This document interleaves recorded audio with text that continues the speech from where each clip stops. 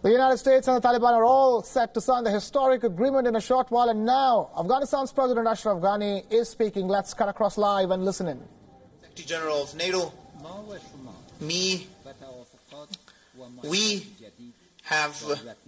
we don't need any new agreements, because we, with NATO and with our friendly country, United States of America, have security agreements which is done in consultation with the representatives of the people of Afghanistan and decided upon in the consultative Loya Jirga and has been approved by both the chambers of the National Assembly of Afghanistan. These agreements still remain intact. Respected Secretary General of NATO, respected Stoltenberg, I'd like to thank you for having always provided continuous and for having always supported the continuation of support to Afghanistan, particularly in the recent Ministers' Conference of NATO, for supporting, for equipping, and for training the Afghanistan National Defense and Security Forces until 2024. Serious steps were taken in that conference. Thank you very much. Your Excellency, Dr. Esper, Secretary of Defense, thank you very much for having considered Afghanistan an important country for the internal security of America, and you have emphasized on continuing support to Afghanistan, and that is not in short term.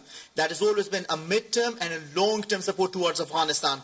Distinguished compatriots and my respected brothers and sisters sitting here today, our friendly country, United States of America, in Afghanistan, for sustainable peace, a joint declaration is going to be announced. And with the implementation of this joint declaration, if Allah wills, in Afghanistan we will have permanent peace and stability, or it will pave way for the permanent peace and stability in Afghanistan. In this declaration, it has once again been emphasized on that the Islamic Republic of Afghanistan, as a member country of the United Nations and based on the international laws, remain a sovereign, independent country. And the Islamic Republic government of Afghanistan, with the United States of America and with the international community, it has officially been recognized by the international community of the United States of America, Islamic Republic of Afghanistan, and NATO. And at the same time, United States of America, with them we have bilateral security agreements with NATO and the United States of America, and they still remain there, meaning that the Afghanistan National Defense and Security Forces, with our international partners, we have our commitments there, and in the security and defense area, we will continue to have their support. I'd like to mention this important, that yesterday our Afghanistan National Defense and Security Forces celebrated their National Day. So, availing this opportunity, once again, I'd like to congratulate their National Day to our brave soldiers. And I'd like to appreciate all the sacrifices they have given. People of Afghanistan, value your sacrifices, and the fact that we celebrated your National Day yesterday. Our people celebrated your National Day. Your role in peace and your responsibility in peace will further increase, because it is you, Afghanistan National Defense Security Forces, who will be ensuring and maintaining peace. You'll be helping the affected people from the natural disasters, but at the same time you'll also be defending the land integrity of Afghanistan.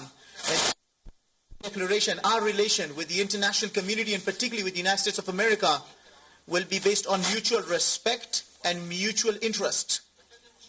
And in this joint declaration, the current 40 years of war, we have agreed to solve that. And this solution by the Islamic Republic of Afghanistan and between Taliban, as a result of negotiation, will be reached too. And then we all together will be moving towards implementing it. Our negotiation team will represent the Islamic Republic of Afghanistan, and it will be an inclusive team.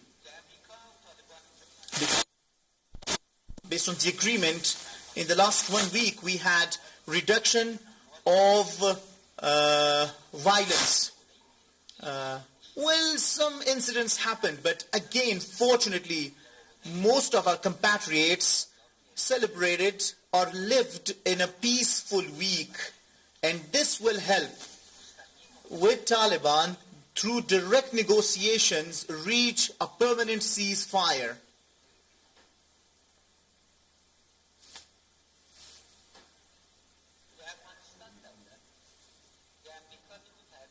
Government of Afghanistan, the agreement between Taliban and America, reduction in violence, which is a new term, and it refers to the ceasefire, and at the same time between the government of Afghanistan and Taliban for the the negotiation between both. I welcome the reduction in violence between America and Taliban, and I welcome the negotiation to happen between Taliban and Afghanistan government. There are certain points in this that will have to be looked at, and those issues will certainly be shared in the direct negotiation with Taliban. 2 years ago, people of Afghanistan experienced ceasefire and also experienced reduction in violence recently. Now, all the people of Afghanistan are looking forward towards a permanent peace and permanent ceasefire. We and Taliban should respect this very holy hope that the people of Afghanistan have. And at this point, I would like to say it with full clarity that all the points in the agreement between Taliban and America are conditional, meaning that they will only be implementable for Taliban to respect and implement all the agreement. Conditions are the number of, and the presence of the international forces, which will be dependent on to see if the other party respects the agreement or not, or how much it respects the agreement or not. For your information, I'd like to say the suggestion for reduction in the international forces was first made by me. I first made this because 94% of the operations are actually now run and planned independently by the Afghanistan National Defense Security Forces. This itself shows the capacity built of our Afghanistan National Defense Security Forces to a big extent on behalf of the people on behalf of the Islamic Republic of Afghanistan. Last year, to His Excellency President of the United States of America, to Mr. Trump, I wrote too, and I say that considering the fact that the capacity of the Afghanistan National Defense Security Forces is increased, Government of Afghanistan is ready for the gradual decrease of the international forces. And this will certainly help reduce the expenses of the United States of America in Afghanistan. Once again, on behalf of the people of Afghanistan, I'd like to thank member states of NATO, and I'd like to thank the government and people of the United States of America for their financial and military assistance. And now, with your permission, to our international friends, I'll say a few words in English.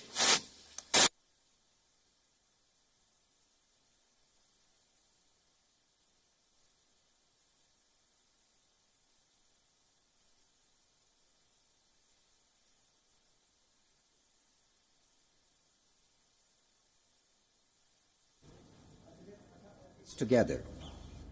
Mutual sacrifice created human bonds between us. Mutual interest, your security and our freedom, sustains our relationship in mutual respect, has made us partners. The BSA and the SOFA give legal expression to our transparent relationship. NATO and US partners have spared neither blood nor treasure for attaining the goals of the partnership. We ask you to thank the veterans, especially the Gold Star families, for their selfless service. Our sacrifice has been immense, both in the martyrdom of the NDSF and our civilians. Children, youth in their prime, and men and women in all ages, in walks of life, whose lives were taken away by senseless acts of violence and terror in public spaces. May I ask you for a moment of silence in honor of our mutual fallen heroes.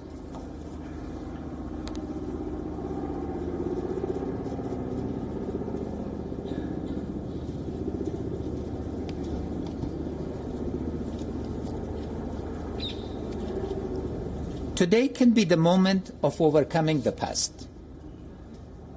Our people can mark it as the time when our quest for sustainable and dignified peace moved from desirability to feasibility and credibility, both for the living generations and the future generations to come.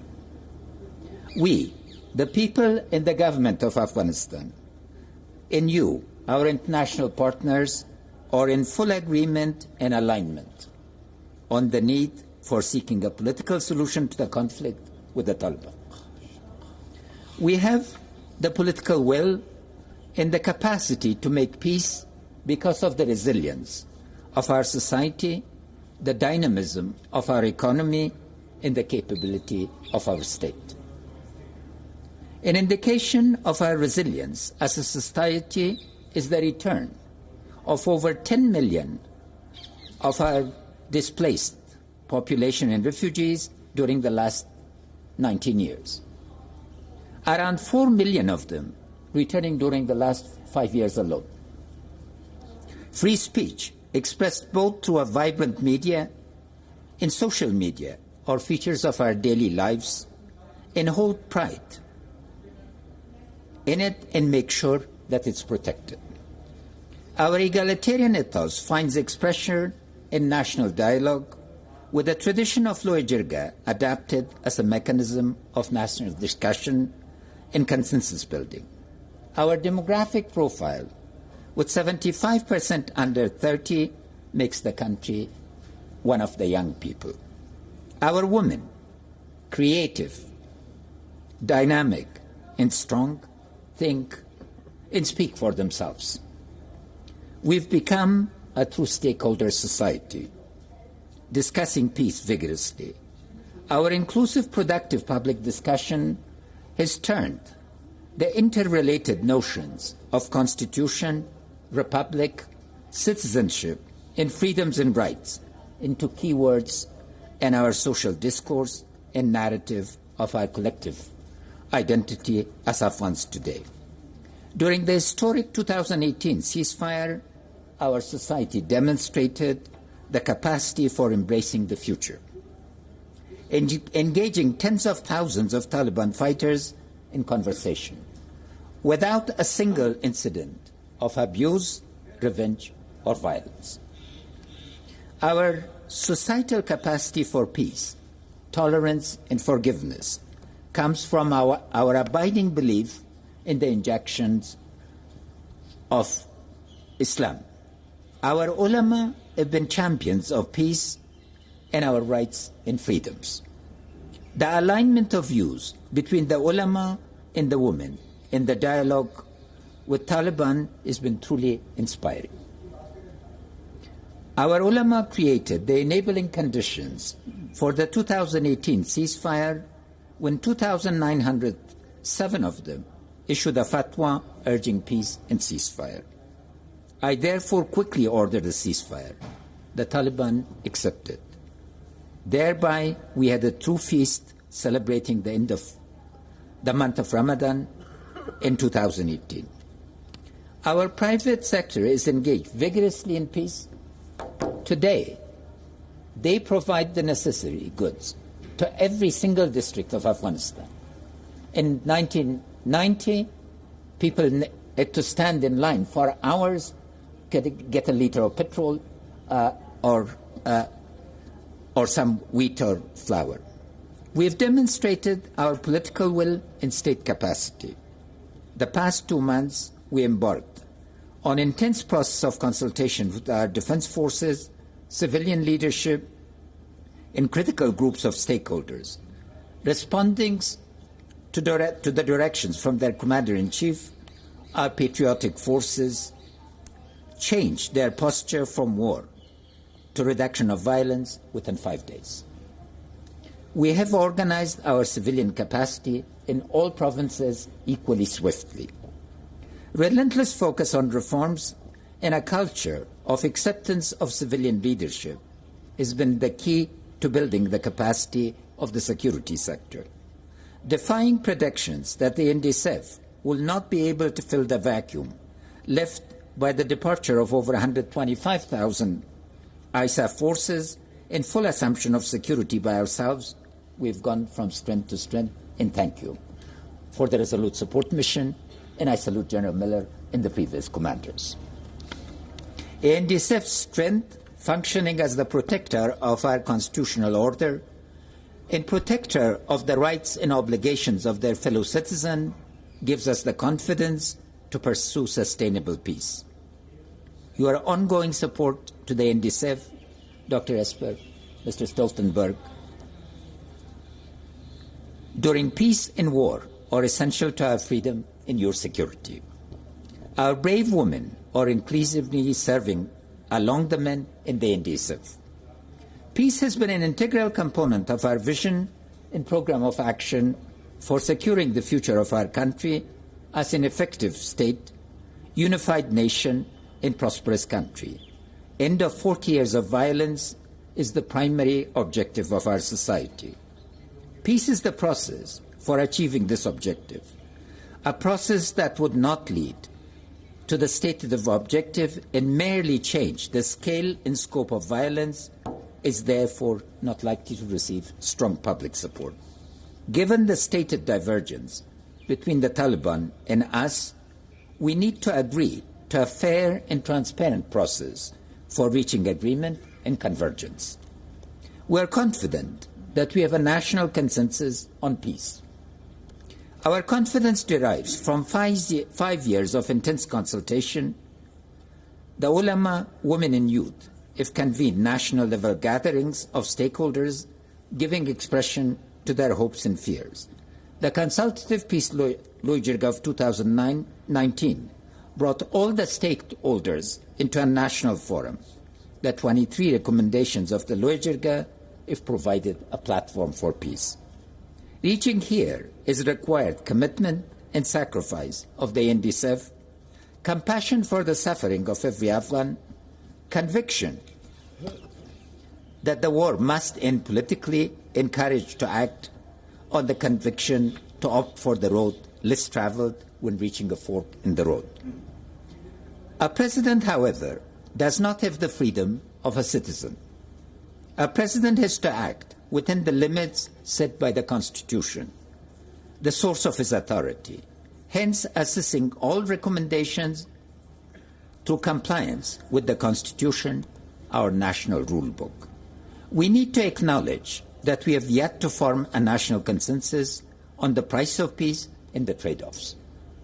In the course of negotiation, the trade-offs and the price will become clear. The nation will then have to make a decision through the parliament, a Loijirga, or a referendum. Every Afghan citizen is a stakeholder in the peace process. To ensure inclusiveness, we will engage in an intensive round of consultation in the next 7 days on how to balance effectiveness, inclusion, authority, and capabilities. I would like to thank President Trump for his stewardship of the South Asia strategy and for engaging with us for reframing the agreement between the US and the Taliban. The current framework responds to the desire of our people for putting reduction of violence and ceasefire front and center. And I'd like to thank you, Secretary Esper, personally. The strong emphasis on a conditions-based approach is also welcome.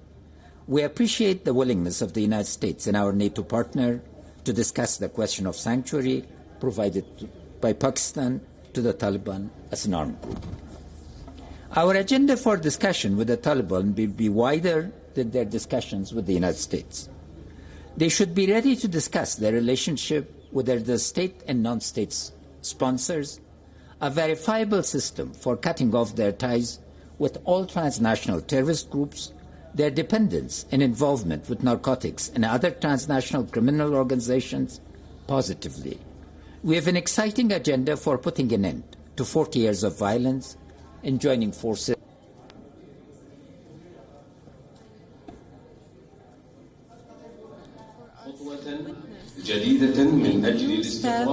For stability and prosperity, and for history to register a new chapter in the history of Afghanistan that starts today.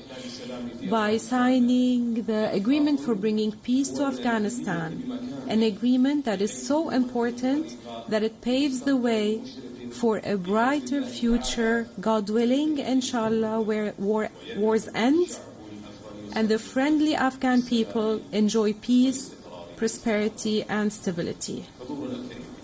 Excellencies, honorable delegates, it is my great honor to call upon His Excellency Sheikh Mohammed bin Abdul Rahman Al Thani, Deputy Prime Minister and Minister of Foreign Affairs of the State of Qatar, to give his inaugural speech.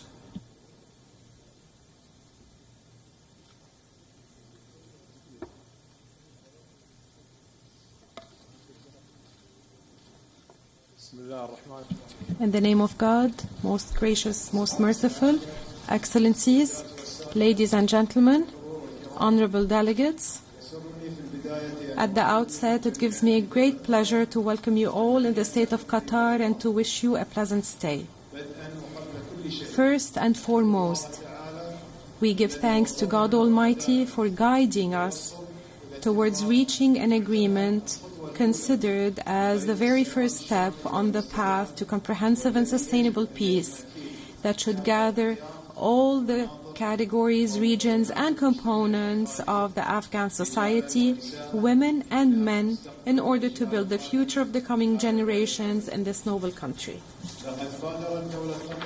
The State of Qatar has taken the initiative of hosting the Afghan Dialogue Conference last year, which laid the first cornerstone of a larger and more comprehensive community dialogue for the different stakeholders in the Afghan dossier. And we look forward to completing this operation in order to crown this agreement with comprehensive and sustainable peace in the near future, God willing. The State of Qatar was and still is sure of the lack of feasibility of any military solution to the Afghan crisis, and in implementation of the wise guidance of His Highness the Emir of Qatar, Sheikh Tamim bin Hamad Al Thani, the State of Qatar has pursued its hard efforts and its thanked endeavors and serious mediation in order to achieve peace in Afghanistan and bridge different opinions of the different stakeholders in the conflict to reach a political solution that would guarantee the achievement of peace, stability, and prosperity to the Afghan people. We all realize that the Afghan people are facing risky conditions and are bearing more than they can take in terms of dealing with the different dangers and threats caused by the war and all its negative implications. We here value the position of both the United States and Taliban during the phases of dialogue and negotiations hosted in Doha, and their keenness on promoting transparency and their deep conviction that different interlinked challenges have to be faced to achieve sought peace, and their honest will to end their conflict. We have followed with great optimism how ending violence in Afghanistan, or stopping violence in Afghanistan starting last Saturday, led to saving innocent lives that will be undoubtedly a great support for sustainable peace and sought reconstruction. Excellencies, the State of Qatar has focused on mediation as a principal tool to achieve peace, resolve conflicts in peaceful means, which has allowed it to resolve a lot of conflicts in the region, thanks to its credibility and transparency and for taking the same distance from all parties. What pleases the State of Qatar, its leadership, its government, and its people is for it to see a peace agreement signed on its territory between the United States of America and Taliban after long phases of difficult negotiations until it was crowned with success. Achieving the sought peace in this agreement and building successful and fruitful relations between the two parties requires a mutual understanding by each party of the other party's preoccupations, as well as an honest will to achieve the best interests of everyone. And this can only happen through creating a conducive environment to implement this agreement and reach the final settlement between the two parties. Our meeting here today is a message of support to the Afghan people in order to overcome this difficult phase, and a message of thanks to the United States of America and Taliban, and to the Afghan people and all the countries that have supported the dialogue and the negotiations between the two parties. We look forward for this agreement to be a real turning point on the path to stability and prosperity to our brotherly Afghan people, and to achieving their purposes of security, welfare, and development. Excellencies, since the state of Qatar truly and deeply believes that the sustainability of peace is a joint responsibility of the international community, we call the international community to spare no efforts in order to face any challenges before the sought peace in Afghanistan. We confirm that the state of Qatar will also spare no effort in continuing its active interaction with all the international efforts and regional efforts in this regard. I hereby call on all the countries that are still witnessing conflicts to open up to all the initiatives aiming at establishing the cornerstones of peace through a constructive dialogue in order to achieve their people's ambitions and aspirations of security, stability, and decent living. And we are in a desperate need for that. We need peace in a large number of regions in the world. We also need a poised and honest language of dialogue that looks into the preoccupations of today and open a path, a good path before the future, a better future for the people. Last but not least, the state of Qatar is proud of your meeting today. It is also proud of having been able to overcome all the hurdles before the agreement for bringing peace, which we celebrate today. I cannot but extend my thanks and appreciation to all the members of the team that has organized and has prepared for the success of this operation. Thank you for being with us, and have a pleasant stay in Doha. May the peace and blessings of God be upon you.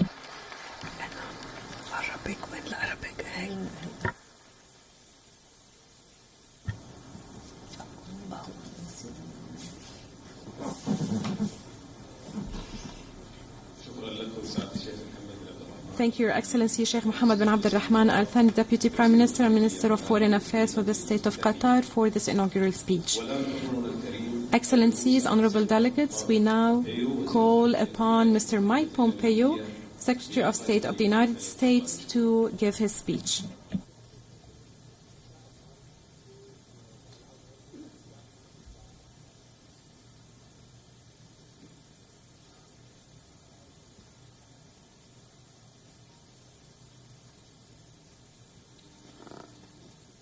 Good afternoon. I want to start by thanking His Highness Sheikh Tamim for Qatar's invaluable role as host for these historic talks. His unstinting support and yours, Mr. Foreign Minister, supported both sides in helping to reach this momentous day. The United States and the Taliban have endured decades of hostility and mistrust. Previous talks have faltered. This effort only became real for the United States when the Taliban signaled interest in pursuing peace and ending their relationship with al-Qaeda and other foreign terrorist groups. They also recognized that military victory was impossible. I then asked Ambassador Khalilzad to serve as our lead negotiator to gauge the Taliban's sincerity. The agreement that we will sign today is the true test of this effort. We will closely watch the Taliban's compliance with their commitments and calibrate the pace of our withdrawal to their actions. This is how we will ensure that Afghanistan never again serves as a base for international terrorists. The negotiation process in Doha, with all of its twists and turns, has shown it is possible for us to take this step together. Over the past 7 days, violence levels have reached their lowest point in the last 4 years. U.S. and Afghan forces responded to the reduced enemy attacks by also respecting peace. It was not perfect, but the Taliban demonstrated, even if only for a week, that when they have the will to be peaceful, they can be. The Afghan people have rejoiced. They're moving freely about the country to visit family and friends. They're trading. They're even dancing in the streets.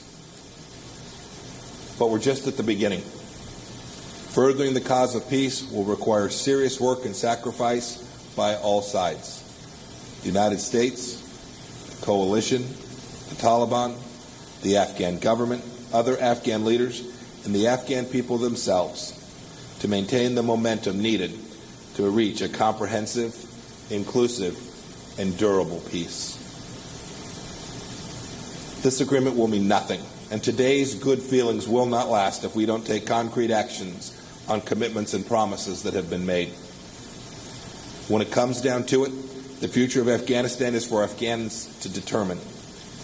The US-Taliban deal creates the conditions for Afghans to do just that.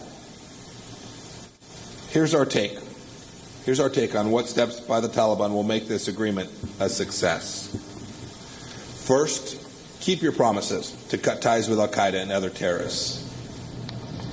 Keep up the fight to defeat ISIS. Welcome the profound relief of all Afghan citizens, men and women, urban and rural, as a result of this past week's massive reduction in violence, and dedicate yourselves to continued reductions. It is this significant escalation of violence that will create the conditions for peace, and the absence of it, the conditions and the cause for failure. All Afghans deserve to live and prosper without fear.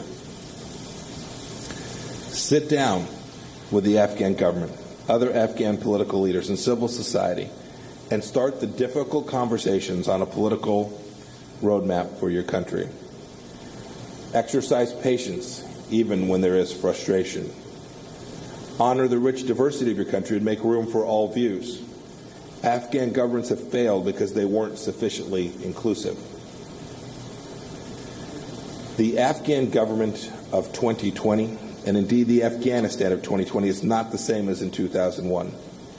Embrace the historic progress obtained for women and girls, and build on it for the benefit of all Afghans.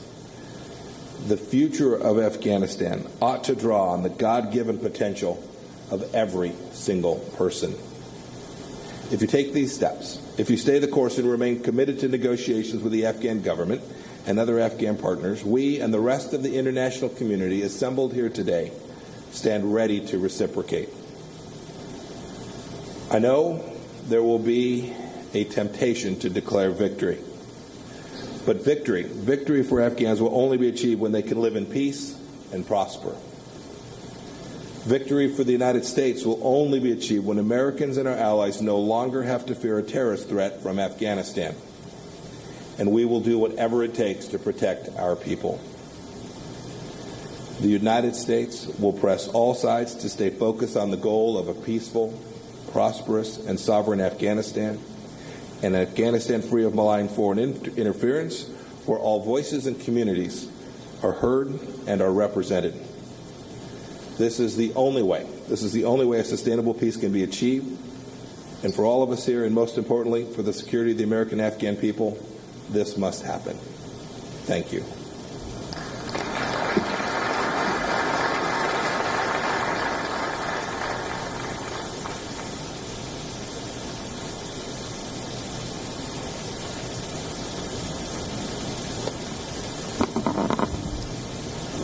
شكرا جزيلا. Thank you, Your Excellency, the Secretary of State Mike Pompeo. Now, honorable delegates, I call upon His Excellency Al-Mullah Abdul Ghani brother to deliver his speech.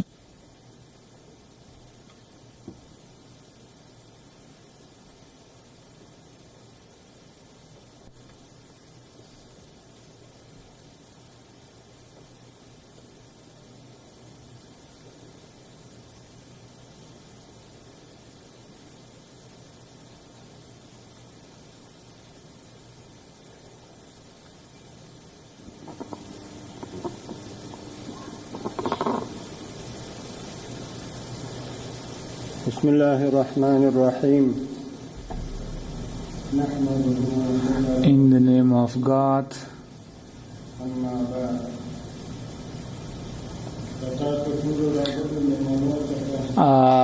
All of you representatives who have come here, who have participated in today's historical event about our country, I welcome you and I thank you.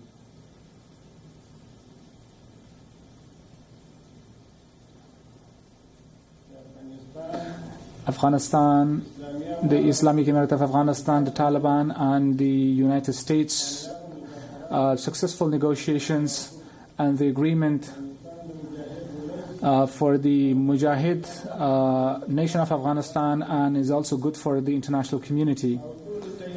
And I congratulate everyone for that achievement. The Islamic Emirate of Afghanistan, with the United States, the agreement that it has reached, we are committed to this agreement to enforce it. Also, we want, as a political force, to maintain with its neighbors, regional countries and international community, we want a positive relationship with all. The Afghan nation has been suffering for the past 4 decades. We have suffered tremendously, and I hope that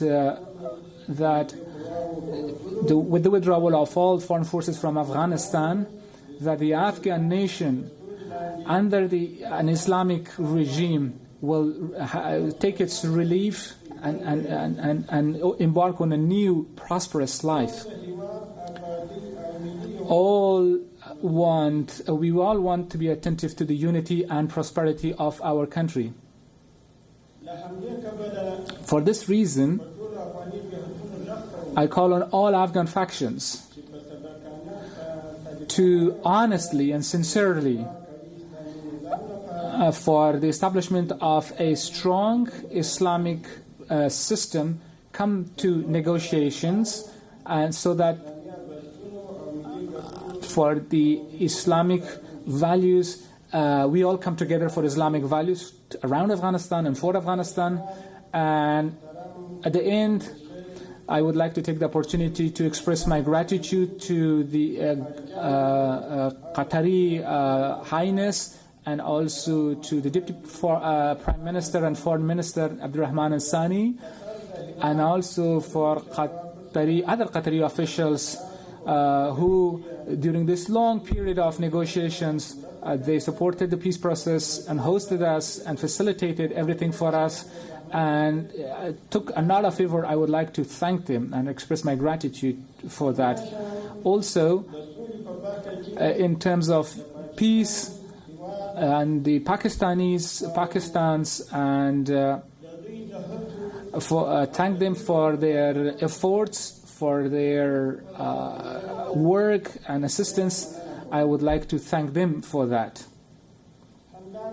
Also, I would like to thank China, Uzbekistan, Iran, Russia, Indonesia, Norway, and other countries who supported the peace process. I would like to thank them. And finally, I hope that in the rebuilding of Afghanistan, all of them to participate and to take part in the future of Afghanistan. And thank you so much. May peace be upon you all.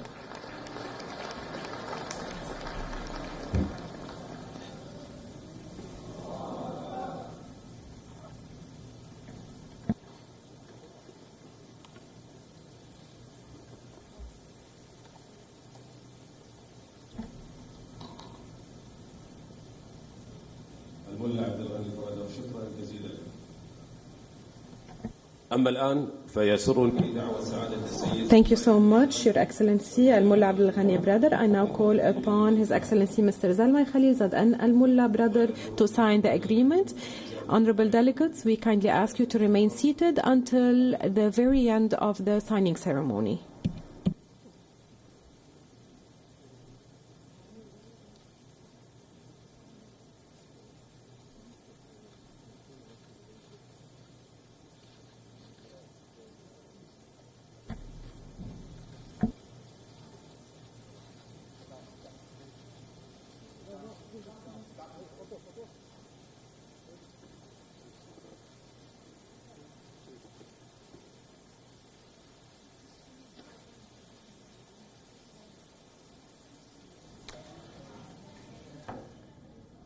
This is the peace deal that would potentially pave the way to end America's longest fought war in Afghanistan.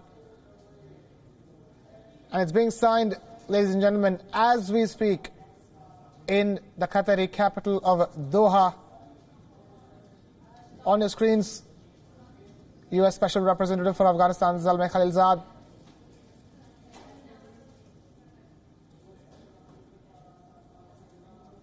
Both sides have now signed the document.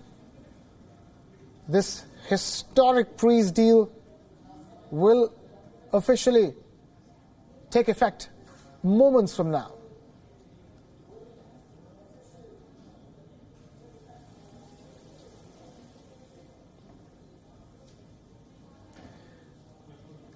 Ahead of this signing of the deal, the U.S. had announced the withdrawal of their troops within 14 months. Around 5,000 soldiers will head back by this summer, and the rest of the 8,600 soldiers will be brought back to American phases and leave Afghanistan soil.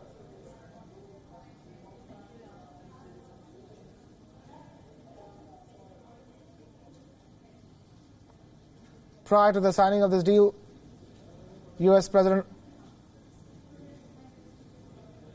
Afghanistan's President Ashraf Ghani expressing hope that the signing of this peace deal will pave the way for further talks and the establishment of peace and stability in the country, and to usher in prosperity and peace for the people of Afghanistan who have endured this longest war of the U.S. on their soil.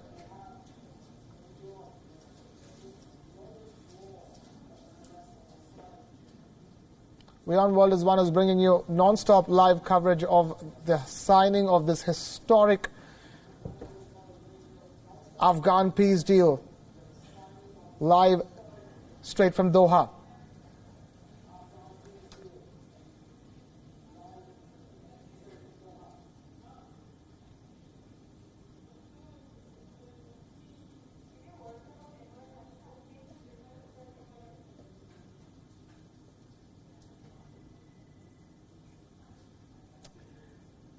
Joining us on this broadcast is Mr. Ahmed Shaheen, senior journalist, joining us from Lahore in Pakistan. Ahmed Shaheen, the documents have been signed by both the sides.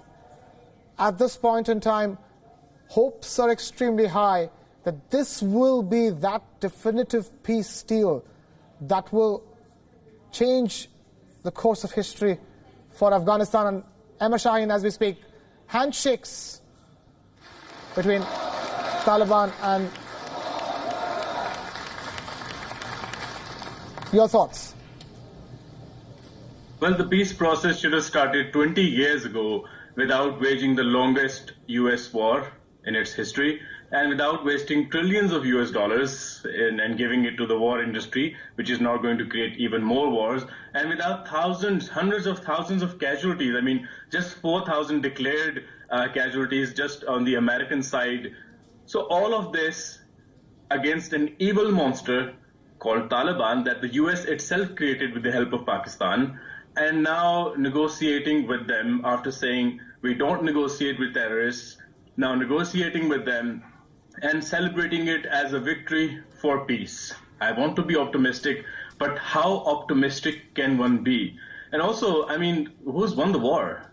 Is it the U.S.? The U.S., what it claimed, it has never been able to do. On the other side, the Taliban always claimed that they will prevail and they will bring the U.S. to the negotiating table and make the foreign invaders leave. So after 14 months, as U.S. is saying, if it leaves Afghanistan, I don't think it would be extremely unfair to say that the terrorizing and brutal Taliban, who have now become stakeholders and negotiators of peace, the Taliban might have won this war after 20 years.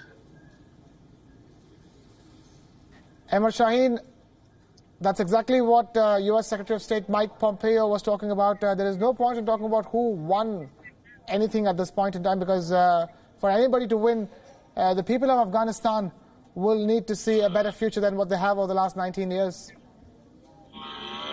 And that's very typical of anyone losing a game. They want to talk about how well they performed because they didn't win. The thing is, if winning was not important, then what was happening since the last 20 years when it was being announced, oh, we have won the war at some extent? This is all a hogwash. This has happened before. Let's remember, this is Afghanistan.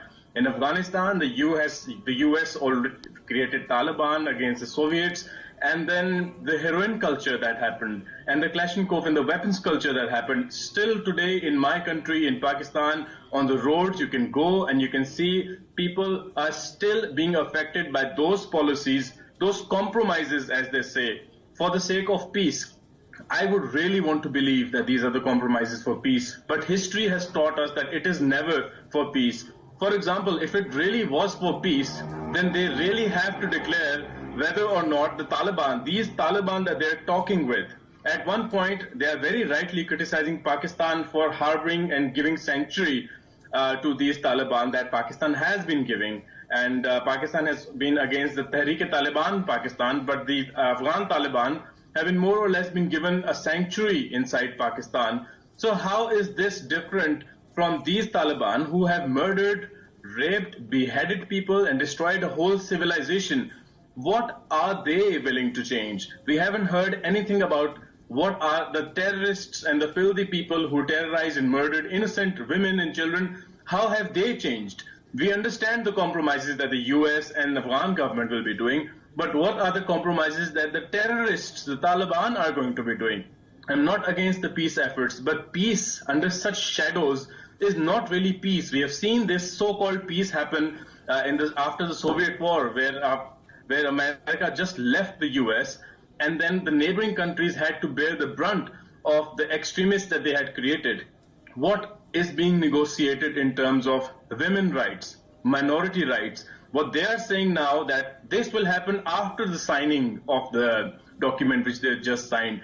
Shouldn't it happen before the signing, that we talk about what is the Taliban, who is now being considered a serious stakeholder, how are they going to change their policy, which was repressive towards minorities, towards women, and overall freedoms in the society? Are we going to give Taliban the Afghanistan that we took from them 20 years ago? Is this what's happening? Because if this is what's happening, that is not peace. Ahmad Shaheen, at the end of the day, things couldn't have gone on the way they had over the last 19 years. And this was for the US to make a move because it came with so much a force because of the election promises made by the president who came to power in a surprise election in 2016. So this was on the agenda for the US troop withdrawal for a very long time. And one way or the other, American troop withdrawal sets the stage for future developments in the region. This is always the agenda when it comes to the US. They cry terrorism, and then they say that if you're not with us, then you are a terrorist, and they terrorize their allies into becoming allies, and then they go into the war. They go into the war with the same ill preparation and wrong context and wrong pretexts. And then once they pull out, which is what they want to do in the next 12 to 14 months, they're using the same mechanism, the same wrong pretexts, wrong ways of doing it. Of course, there should not have been this kind of a war, a prolonged war in Afghanistan in the first place. But if it's happened, if we want to accept it as a reality, then we have to understand and learn from the mistakes that have already been made. You do not bully stakeholders like it's always happened, that stakeholders have been bullied. When you want democracy in Afghanistan, as America claimed, then you do not meddle with the democratic process. You do not engineer elections, and you do not delegitimize democratically elected governments as it has been happening. I think if this peace deal really had to have actual peace impact, it would need to be completely coming from the Afghan parliament, without influence of the US, without influence of Pakistan, India, and other stakeholders, which have very less influence as it is. But it has to be from the people of Afghanistan, and it cannot be controlled in a way to favor US, because if it does, then it's not going to be real peace. And of course, the main issues When you sign a deal with somebody, you talk about the main issues. What are the main issues with Taliban? How are Taliban going to be different from what they were when it was such a legitimate reason to attack a whole country because of Taliban? And that is not being spoken about. They say it will be spoken about later on. How does that work? This is exactly what has happened in every part of the world that the US and its war machinery has invaded. I mean, do some preparation before you invade a country, but certainly think about important elements. How to leave a country out of a war is so important. If you don't, you're going to leave a country in civil war, and you're going to leave with the same Taliban that legitimized your invasion in the first place. Amr Shaheen expressing all the skepticism that even some of the Afghans back home are feeling at this point in time, even as this historic peace deal has been signed in the Qatari capital of Doha. Amr Shaheen, thank you so much for joining us live on the broadcast here on WION World is One. And with that, we wrap things up. Thank you so much for watching. This is Krishna Kumar signing off. We'll be back with top stories and lots more on the other side.